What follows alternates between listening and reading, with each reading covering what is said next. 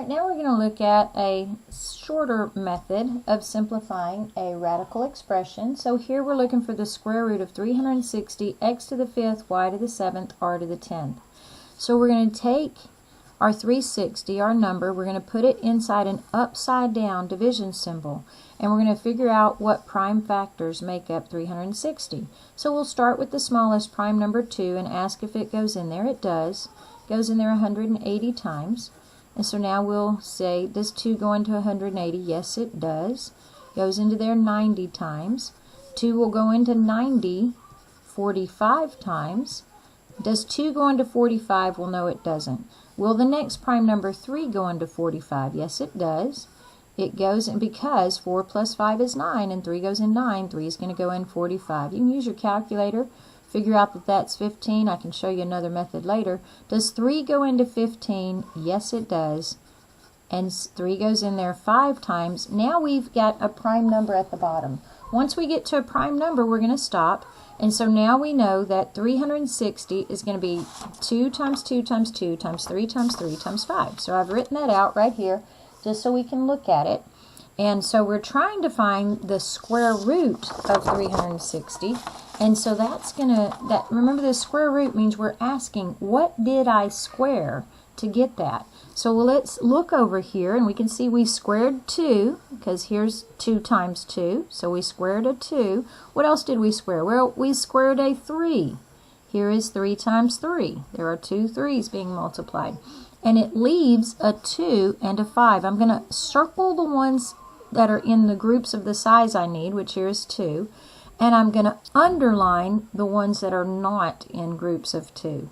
And so these ones that are underlined are going to stay inside of my radical, and the ones that are circled are going to come outside of the radical. So I've got a 2 and a 3 that are both going to go outside of the radical, and there's going to be a 2 times 5 inside the radical. So I'm going to have the square root of 2 times 5 inside the radical. And so now we can work on the x part. So we've got x to the 5th. And so a lot of people like to use the method where they write out x that many times, 5 times, and then say how many groups of 2 are in there. Well, here's 1, here's 2 with 1 left over. So here's an x times an x, and then there's 1 left over.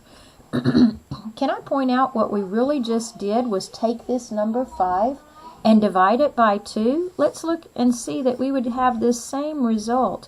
If we take 5 and divide it by 2, that gives us 2 remainder 1. So the 2 is how many x's came out, and the remainder is how many were left on the inside. So we would write that over here as an x squared coming out, because 2 is the exponent I'm putting on x on the outside, and I had x left on the inside with a remainder of 1, so I would put 1 for my exponent, but I prefer just to let that be understood. So now let's look at the y's. You could write out 7 y's if you want to, but what you're going to do for y is you're going to end up, if you write out those 7 y's, you're going to end up taking the 7 y's and dividing them into groups of 2. How about we just take the number 7 and divide it by 2? And now we're going to find that 2 goes into 7, 3, with a remainder of 1. That means we're going to end up with y cubed on the outside. If you wrote out all your y's, you would have circled 3 groups. You're going to have y cubed on the outside, and you would have 1 y left over for the inside. Now let's look at the r's. You're welcome to write out 10 r's and circle groups of 2, but that's the same thing as taking the number 10 and dividing it by 2.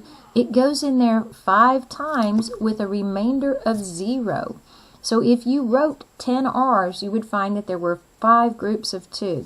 So we're going to have r to the 5th, and there's no r's left on the inside. So now all that's left is simplifying this, because we don't want to leave 2 times 3, and we don't want to leave 2 times 5 when we know how to multiply those. So let's go ahead and do that. That would make this 6x squared y cubed r to the 5th times the square root, 2 times 5 is 10, of 10xy. And so that's what we would get if we simplify that one.